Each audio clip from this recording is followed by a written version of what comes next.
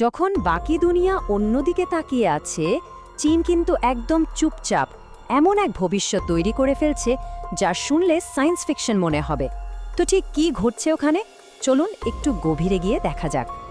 আর এটা কিন্তু শুধু মুখের কথা না, এটাই এখনকার বাস্তবতা। আর্টিফিশিয়াল ইন্টেলিজেন্স বলুন বা রোবটিক্স বলুন, চীন এমন সব জিনিস বানাচ্ছে যা আমাদের কল্পনারও অনেক দূরে। তো শুরু করা যাক এমন একটা জিনিস দিয়ে যা আমাদের সবার দৈনন্দিন জীবনে প্রভাব ফেলছে, মানে যাতায়াত আর ডেলিভারি। এখানকার টেকনোলজিগুলো তো গতির সংজ্ঞায় পুরোপুরি পাল্টে দিচ্ছে। ওই যে 30 মিনিটে পিৎজা ডেলিভারির একটা ব্যাপার ছিল না, ও সব দিন কিন্তু শেষ। চীনের মেইটওয়ানের মতো কোম্পানিগুলো এখন ড্রোন নেটওয়ার্ক ব্যবহার করে মাত্র 15 মিনিটে খাবার পৌঁছে দিচ্ছে। আর এটা কোনো পরীক্ষামূলক প্রজেক্টও নয়, ওরা অলরেডি 3 লাখেরও বেশি ডেলিভারি করে ফেলেছে। আচ্ছা, এবার গাড়ির কথায় আসি। বিওয়াইডি ইয়াংওয়াং U8 গাড়িটা, এটা শুধু ট্যাঙ্কের মতো ঘুরতে পারে বা কাঁকড়ার মতো সাইডে সরে গিয়ে পার্কিং করতে পারে, তাই না? এটা প্রায় 5 ফুট গভীর পানিতে নৌকার মতো ভেসেও থাকতে পারে, ভাবা যায়? আর এটা কিন্তু ভবিষ্যতের কোনো কনসেপ্ট কার না, এটা এখনই রাস্তায় চলছে। আর স্পিডের কথা যদি বলি, তাহলে তো ইয়াংওয়াং U9 সুপার কারের কথা বলতেই হবে। 0 থেকে 100 কিলোমিটার স্পিড তুলতে কত সময় লাগে জানেন? মাত্র 2.36 সেকেন্ড। মানে এটা ল্যাম্বরগিনি বা ফেরারির থেকেও ফাস্ট। আর শুধু অ্যাক্সেলারেশনই না, এই গাড়িটার টপ স্পিড কত জানেন? ঘন্টায় 596 কিলোমিটার। মানে অবিশ্বাস্য একটা ব্যাপার। এই সংখ্যাটাই তো বুঝিয়ে দিচ্ছে প্রযুক্তি দৌড় ঠিক কোথায় পৌঁছে গেছে। এখন এই চার্টটা কিন্তু বেশ ইন্টারেস্টিং।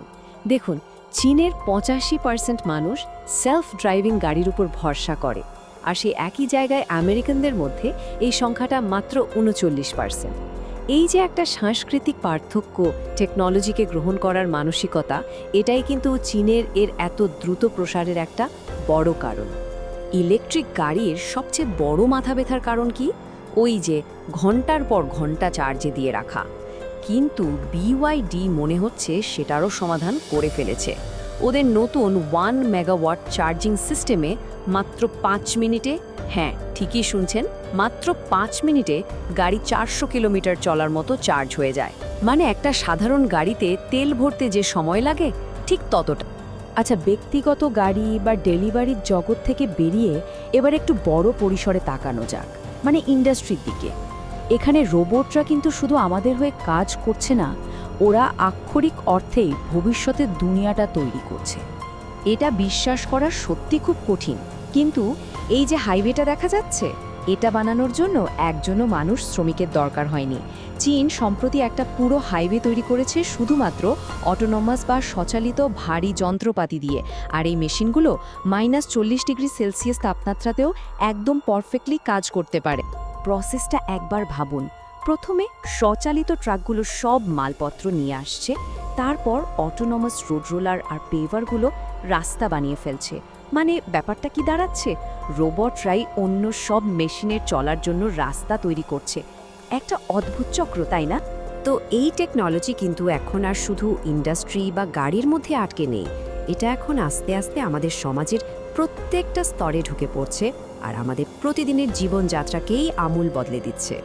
এই যে 12 সেকেন্ড দেখছেন, এটা কিসের সময় জানেন? চীনে এয়ারপোর্টে একজন প্যাসেঞ্জারের পুরো চেকিং প্রসেস শেষ হতে এখন ঠিক এই সময়টাই লাগে। কোনো টিকিট লাগে না, কোনো আইডি কার্ড লাগে না, মুখটাই এখন পরিচয়পত্র।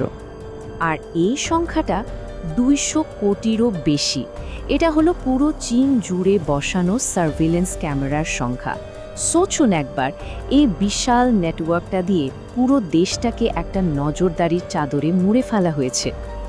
আর এই নেটওয়ার্কটার একটা নামও আছে, স্কাইনেট সিস্টেম।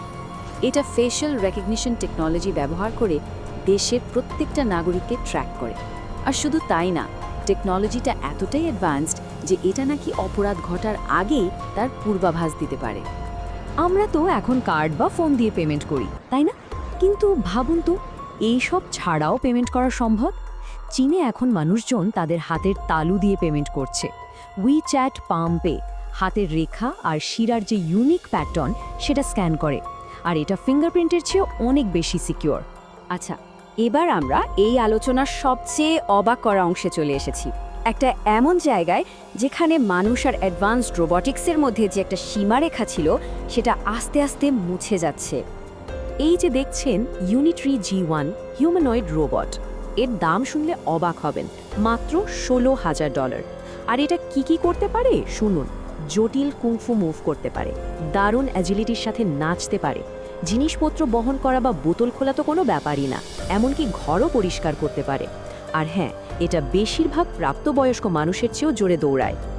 এর থেকেও এক ধাপ এগিয়ে এক্স রোবটস নামের একটা কোম্পানি এমন সব অ্যান্ড্রয়েড বানাচ্ছে যাদেরকে দেখে মানুষ থেকে আলাদা করা প্রায় অসম্ভব।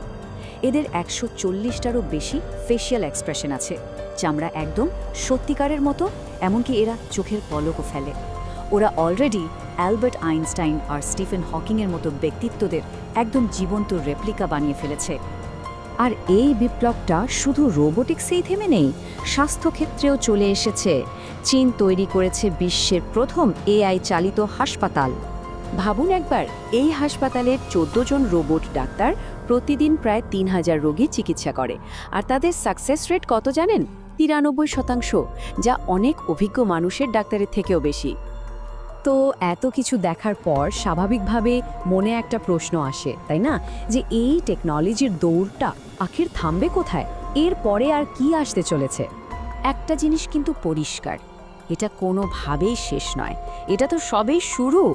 এই টেকনোলজিগুলো ভবিষ্যতে আরও ফাস্ট হবে, আরও সস্তা হবে, আরও অ্যাডভান্সড হবে। আসল প্রশ্নটা হলো, এই সব প্রযুক্তি বাকি পৃথিবীতে ছড়িয়ে পড়তে আর কতদিন? আর সব শেষে যে প্রশ্নটা থেকে যায় সেটা হলো, মানব সমাজ কি এমন একটা পৃথিবীর জন্য প্রস্তুত যেখানে টেকনোলজি জীবনের প্রতিটি মুহূর্ত পর্যবেক্ষণ করবে, যেখানে ক্যামেরা সবার সম্পর্কে সবকিছু জানবে? উত্তরটা আমাদের সকলকেই ভাবতে হবে।